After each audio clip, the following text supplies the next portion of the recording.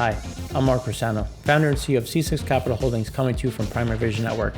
So today we're going to talk about the EIA data, which, as we know, will mean a lot less today and really kind of going forward until we really understand what the impacts are going to be from the Urals perspective, from Russia's perspective in terms of what are we going to lose on the crude side, and how is that going to impact things going forward. So we did a quick special update. Again, it kind of feeds in what we've been talking about.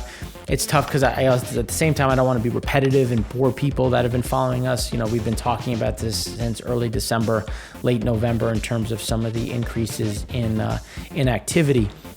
You know, one of the things that we had in the U.S. today, we had a build in crude.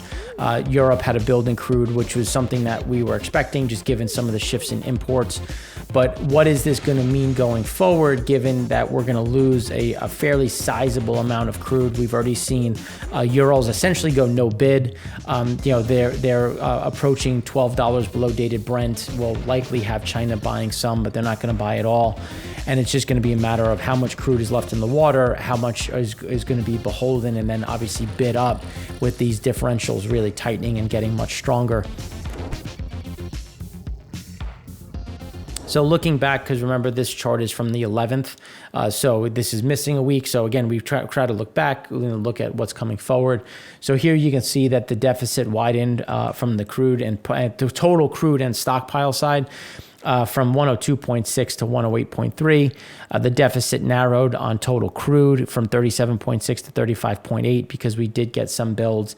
We did get an increase in floating storage. Some of that is pivoted, where we've had a little bit of a drop in floating storage, increase in land storage.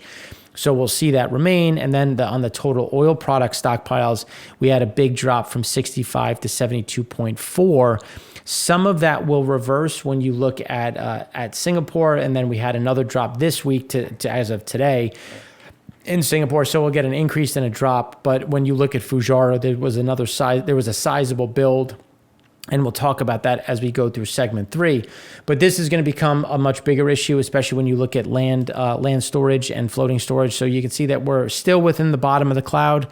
We're below the 5-year average. But when you look at products continue to get pulled through. And a large part of that, if not all of it, is really driven by middle distillate, which is something that we've been talking about and we're going to continue to talk to. And one of the things that we keep seeing in the U.S., which is a growing problem, is this difference between PADDII and the rest of the U.S. So PADDII continues to run very strong on the refining side, but you're seeing fairly sizable builds in the products level, but yet they're maintaining runs. So that's going to be something that we want to flesh out a bit more as we go through the remaining of this section and into segment 2. So when we look at land storage, here you can see that on a deficit widened from 70.2 to 74.2, which is not surprising given where land storage is. That should reverse this week because remember last week we had draws in the U.S., we had them in Europe. West of Suez, deficit widened from 60.4 to 61.4. Again, that's what we've seen so far based on what we talked about. And east of Suez, from 25.4 to 26.6, you know, that will reverse. Again, still staying at the very low end of, especially the west of Suez side, the low end of that cloud, as east of Suez remains fairly off. But when you look at the difference, you know, and then this is why we talk so much about offshore, onshore, because even though land storage is down, you still have the offshore floating side still elevated, and we like to balance the two. And now that we're getting some normalizing actions in China following the Olympics, following Lunar New Year, you know, everything's now on the other side of it. We should start to see these activities pick back up. And then when you look at floating storage, we're back above 2021 levels. You know, at that high, surplus narrowed from 43.6 to 29.1, and that's because we did get a big shift from floating storage to in transit. That'll continue to escalate, move from one to the other, especially now as Urals come under question again, which will pull more product from West Africa, from the Middle East, and again, so you'll see this dip and then this increase increase again as these vessels wait to unload, but that's going to be something that we're going to continue to follow as we discuss not only what's happening in Russia and in the world in general, but also how is this going to impact the energy markets. West of Suez, you can see that the deficit widened from 5.1 to 7.5. That's something that is going to narrow again, but again, it's just a back and forth in terms of timing. Floating storage east of Suez, the surplus narrowed from 48.4 to 35.4. That's something that it's going to be a matter of timing as to when some of these cargoes show up. So that's something that we think is going to be fairly stable and really kind of go sideways. Crude stocks in the U.S., just to give you an idea of where we sit right now, we had a build of 4.51 million. And that brings us now 64.1 million below the 5-year average. But when you look at the shifts in general, as we were saying last week, we expected to get a big build in PADDII. We had an increase of 4.96 million. That brings us 12.6 million below the 5-year average. We expected that to continue to ramp up, but now with what's happening in Europe, how will we see a bigger increase in exports that will keep PADDII fairly steady at this level? And then when you look at PADDII, you continue to see a draw. PADDII had a drop of 2.59 million. Cushing, another big drop of 2 million. That brings us, just in terms of the 5-year average, PADDII 27.9 million below the 5-year, and then Cushing 12.5 million below the 5-year. So again, there's still these movements, but when you look at refinery run rates, runs pick back up in PADDII, but where we now have these growing builds when you look at what is happening with product. Last week, we had gasoline cracks go negative in PADDII, but yet now we continue to see these ramp up. So this is one of the unknowns as to when do we get a drop in utilization rates in this region, which would then result in fairly sizable builds because there's still imports coming through, there's still Canadian flow coming down. So it'll be a matter of what is happening at this point in time. There was another drop from the SPR, so the total build, instead of being 4.51, was only 2 million.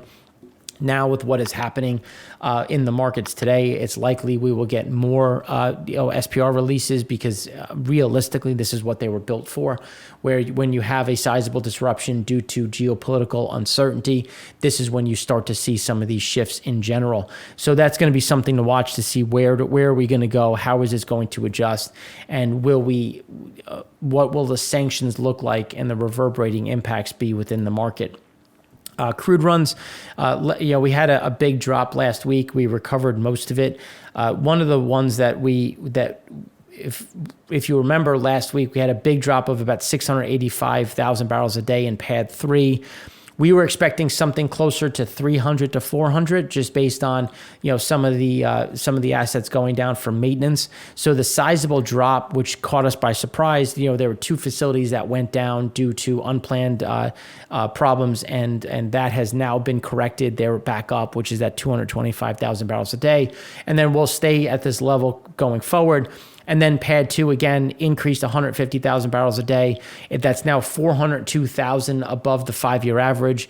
And they continue to produce at a very strong, elevated level, even though we're seeing builds in products and some of the crack spreads coming under pressure. So it'll be interesting to see if any of that alleviates as we go through the next, the next week or two and head into a slower period, just in terms of the kind of the back end of some of these maintenance schedules. So in total, the increase of utilization rate was 2.1%, bringing us to 87.4% in total, which is kind of the low end of what we were expecting. That big drop really caught us by surprise. We thought we were going to be at this 87. So we're right back into this level. And again, some of that was due to unplanned downtime, which is now back in operation. Now, when we look at imports had a big increase of over 1 million barrels a day. That was driven by PADDII, which had a big increase of 624,000 barrels a day. Again, we were assuming that we were going to not get to that level and actually break 1 million. So now we're back up to about 1.5. That's still 500,000 barrels off of what is normal. And now, even though PADDII had a drop of 66,000 barrels a day, it's still above the 5-year average, and that's something that we think is going to remain. And then the lumpiness in PADD5 continues with a big increase of 375,000 barrels a day. And that's just going to be a matter of timing, as we do have a new wave of supply chain issues coming through, not just from Russia and what is happening there, but also just for the congestion that remains in the Pacific. Implied demand, for gasoline had a small increase of 87,000 barrels a day. That brought us from 8.57 to 8.65. That's now 101,000 barrels below the 5-year average. We typically see a bump heading into this week. This week will be fairly strong, just because I know for some this is winter break. So there's a lot of travel, a lot of vacation. This kind of kicks off when we start to see this rally that happens, through March and into April, depending on when people have their winter break / spring break, and that increases some of the capacity. Distillate still remains strong, only a drop of 88,000 barrels a day. As we've been saying, we'll kind of sit here. We thought it was going to come down a bit just because it got a little bit warmer on the heating oil side. But again, you can see that it's still fairly strong. Jet, as we were saying, is going to kind of stay in this realm, not too much up or down. And then when you look at propane, propylene, continuing to remain strong, it drops slightly by 187,000 barrels a day, but still remains well above the 5-year average, which is something that we see continuing throughout. Now, when we look at crude oil inventories, you can see that it curled up a bit and is moving closer to the 2018 level. That's something that we think is doable. The question will be, the offset would be, what do imports look like? What do some of those flows look like? And that's going to be some of the shifts that we're going to have to look at over the next few weeks to see, are we getting a big increase in exports? So far, we do see a spike. We did get a little bit of, right within that comfort of that 2.6 to 2.7. Because you remember last week, we said that there was going to be a reduction, because we thought 2.7 to 2.8 was going to be normal. And then we thought that they were going to see a drop as some of Europe went into turnaround season. And so we did get that, but now we will likely have to take that back up depending on what the activity looks like in the near term. Now, when we look at days of supply, you can see that we curled back up just because obviously we've had an increase and a decrease. This day, because it's 2 weeks behind, we had a decrease in runs and an increase, even though we had a decrease in storage as well. Now we had an increase in runs, but also an increase in storage. So we should be pretty much hugging this normal line. You can see that we're still fairly normal on days of supply in crude, but things are going to be very fluid, especially as things continue to progress in Russia, Ukraine. Total U.S. commercial oil stockpiles. This is just looking at the normal ones that we lumped together of crude, gasoline, disti, residual fuel, and jet fuel. So you can see that we're starting to get a little bit of an increase back up, and we just expect this to go sideways a bit at this point in time, and we don't see too many adjustments one way or the other in the near term. Gasoline flatlining. We had a small drop of. Just to give you the small drop of 580,000 barrels. That's pretty much hugging this line. As we were saying, things typically accelerate just given where some of the shifts are. It's likely that we just continue to go flat. And then on a seasonality level, it gets a bit easier and the comps get a bit easier. So that's something that we think is likely as we flatline instead of seeing this big increase higher. Distillate, as we were saying before, again, flattening out. We had another drop, which we normally do at this time of year. It was another drop of 580,000 barrels. And again, it's just, we're not going to continue to go down, but we're going to follow.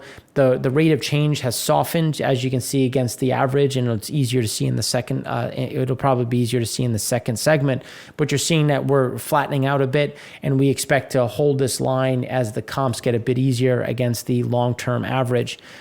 Jet, it's going to fluctuate. We do have an increase in air travel, obviously, because of what we were talking about with the increase in movements for the holiday.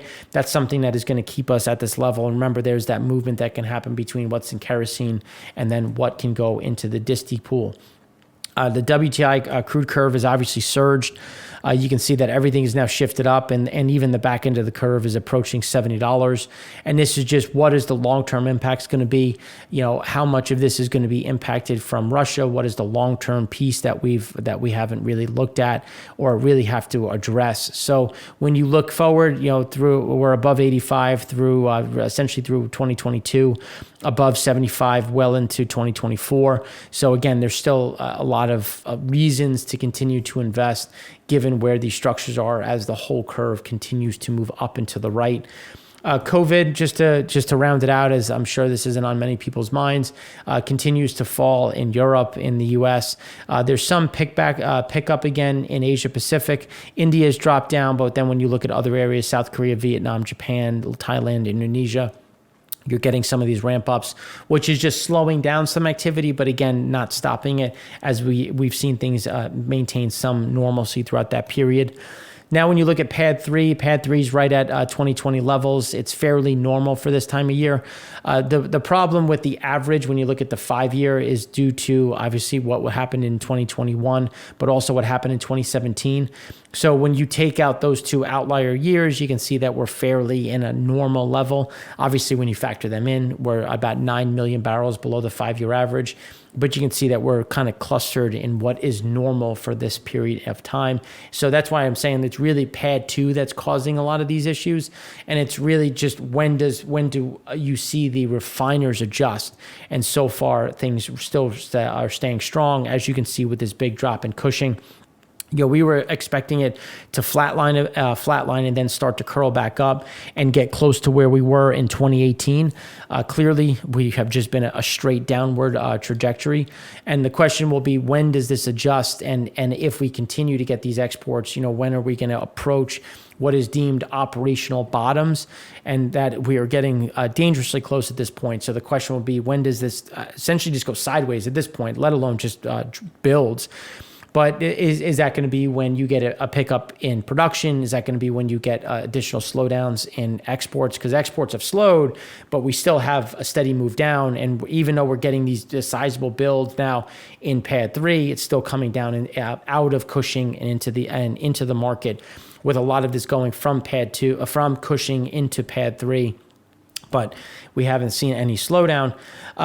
Floating storage has increased, which is something that I think is going to stay again within the bottom of the channel.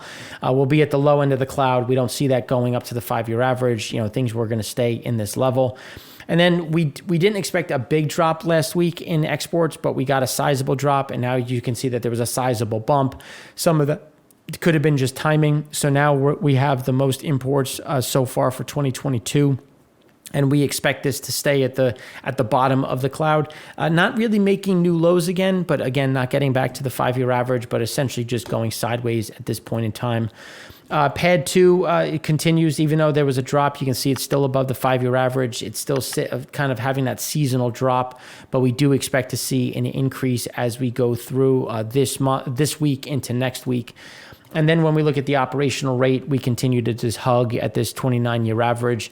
We don't see this, again, deviating from historical norms, just given where we are in storage versus where things are on the crack spread side. And then the uncertainty that remains within Russia, Ukraine, and what is that going to do to the energy markets, and some of these movements that we've talked about in the special report show. And we'll talk again in segment 3.